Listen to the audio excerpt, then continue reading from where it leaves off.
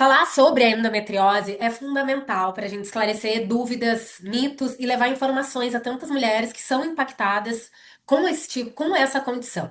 Então, hoje, com muita honra, o Portal Cannabis de Saúde conversa com o Dr. Marcos Cherniakovsky, que é diretor de comunicação da Sociedade Brasileira de Endometriose e desenvolve inúmeros outros trabalhos muito relevantes nessa área, e certamente vai ser uma forma da gente ter ainda mais informações sobre a endometriose, essa condição que é silenciosa, porém muito impactante. Tudo bom, doutor Marcos?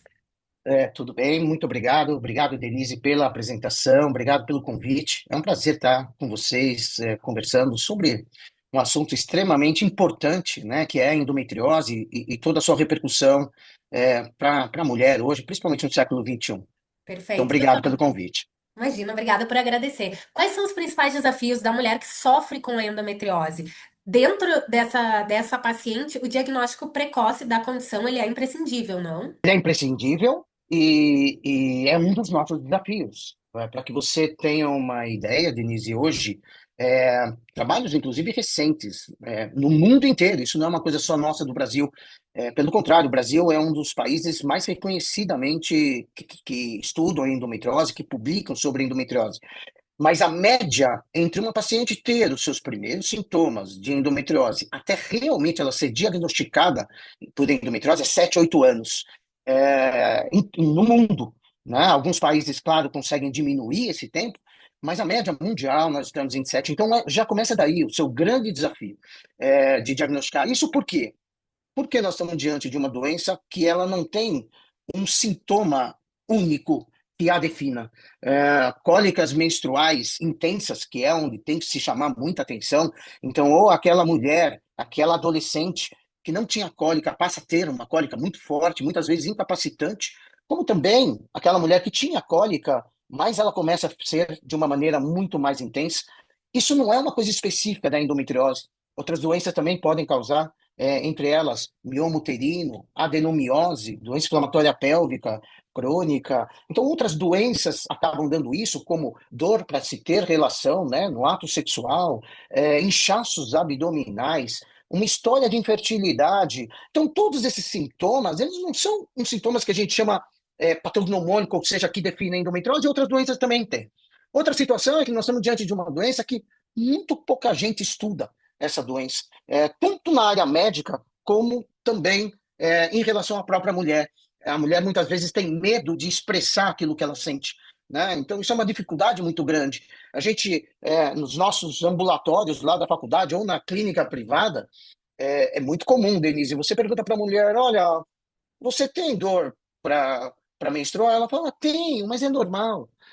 Você tem A mulher TPM? aguenta, Tenho. né? Ela vai Ela, aguentando. ela aguenta e ela normaliza situações que não são normais. Então, isso já é um fato, né? Que a mulher ela acha que aquilo é normal porque ela aprendeu isso, né? Aprendeu da mãe, aprendeu da avó. Então, são situações que, assim, ela mesmo vai menosprezando os sintomas que ela tem.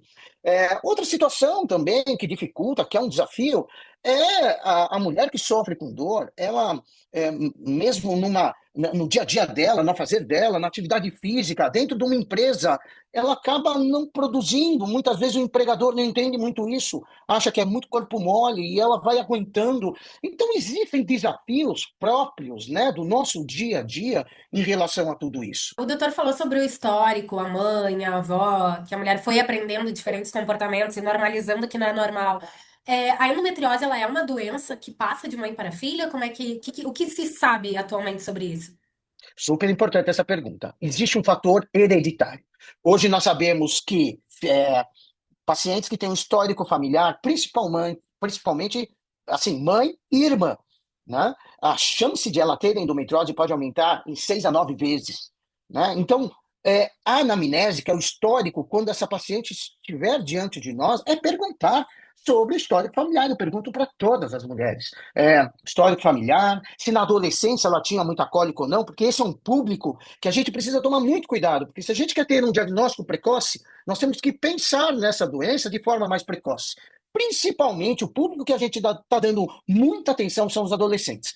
Porque essas adolescentes que têm muita cólica menstrual, muitas vezes incapacitante, estas são grandíssimas candidatas a desenvolver uma endometriose mais agressiva na sua fase adulta. Então, muito cuidado quando nós estivermos diante de uma história de sofrimento, de dor, principalmente nas adolescentes. Perfeito. Doutor, além dos tratamentos hormonais e cirúrgicos, que abordagens multidisciplinares têm mostrado melhores resultados no controle da dor e dos sintomas.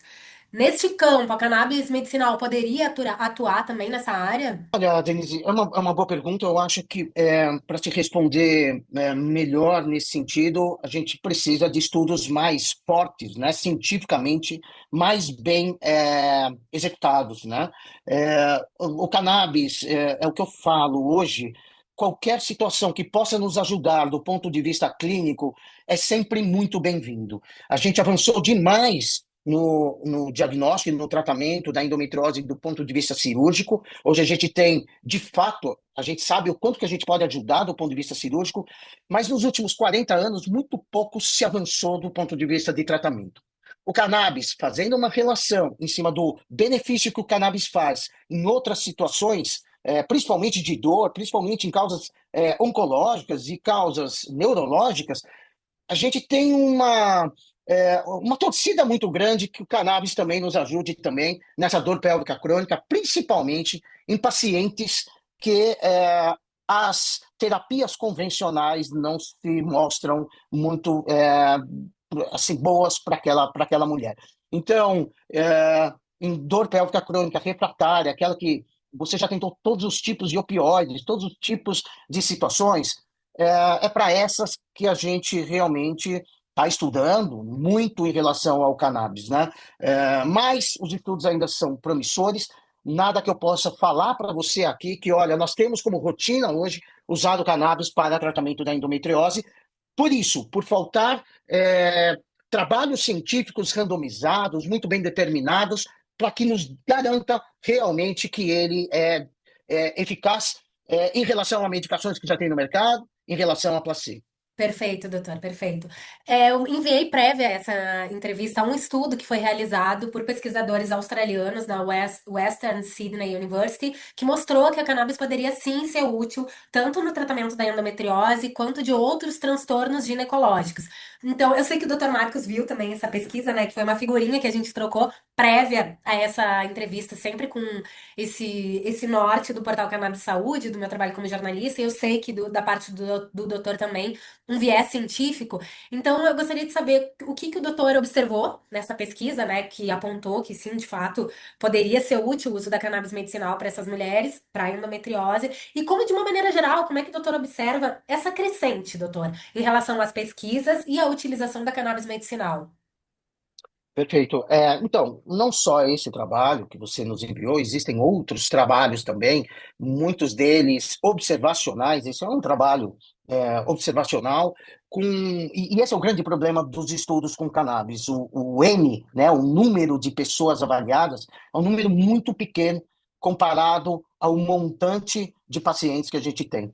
Então, assim, esses estudos, esse particularmente foi feito via internet, então eram perguntas enviadas para pessoas que fizeram uso do cannabis, comparando se houve melhora, né? Essas pacientes com endometriose, elas não tinham só endometriose, elas tinham síndrome dos ovários policísticos também, que é uma doença, outra doença estrógeno dependente, e muitas relataram melhora na dor, melhora. Pacientes que estavam tomando outras medicações acabaram diminuindo essas outras medicações usando o cannabis. Então, mostrando que sim, pode ser promissor, mas obviamente, como na medicina, a gente sempre fala que assim, a gente precisa de estudos muito evidentes para que a gente fale que isso se torne uma verdade. Mas eu acredito sim que o cannabis, até em cima do mecanismo de ação dele, né, o mecanismo de ação, a gente sabe hoje que o cannabis ele mexe na dor, então ele diminui a liberação de neurotransmissores que estão envolvidos da dor, então ele faz essa inibição. Basicamente, ele age em três situações aí muito importantes, que é na dor, na inflamação, então ele consegue diminuir o processo inflamatório, né? Ele inibe substâncias inflamatórias que causam reação inflamatória, e a endometriose é uma delas, inclusive foi visto nas situações que tem receptores endometriais, aonde a endometriose é uma é o tecido endometrial fora do útero que causa, né, a endometriose, que dá toda essa reação inflamatória, e o cannabis parece influenciar nesse tecido fora do útero. E a outra coisa, ele é um relaxante muscular, né? Então, essas três vertentes, essas três situações, fazem com que a gente acredite que realmente o cannabis é extremamente promissor. Então, não tem só este trabalho, Denise, existem outros trabalhos mostrando, mas muitos desses outros trabalhos, o que que importa? Foi visto um trabalho, foi publicado um trabalho em 2024 de um grupo americano, só para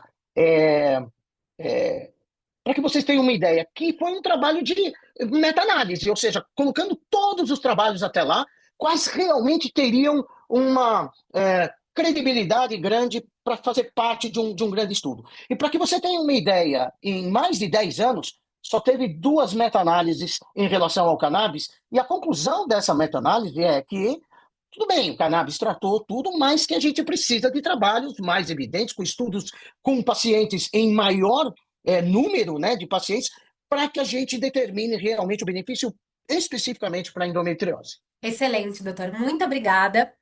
Eu acho que a gente Imagina, contemplou tudo sobre a endometriose, né, doutor?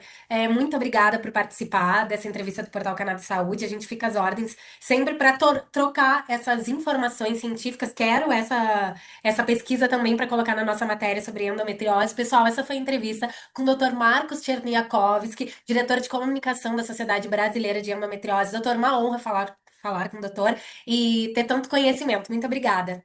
imagina, Denise, quem agradece sou eu, fico à disposição de vocês para aquilo que vocês precisarem.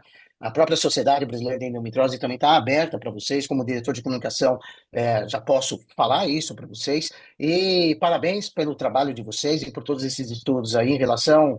A gente está louco aí para uma situação que venha nos ajudar no tratamento e do sofrimento de todas essas mulheres, tá? Então, mais uma vez, agradeço o convite.